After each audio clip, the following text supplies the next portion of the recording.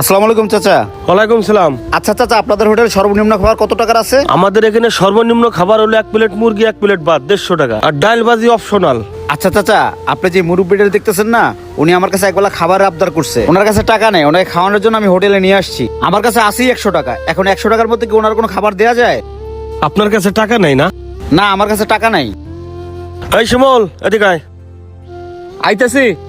বলেন মহাজন। শিমুল, ওনার কাছে টাকা নাই, ওনার কাছে 100 টাকা আছে। 1 প্লেট মুরগির মাংস দে, আর ভাত যে কয় প্লেট খাই দেখে যা। যান, আপনারা টেবিলে বসেন, যান। চাচা আসেন।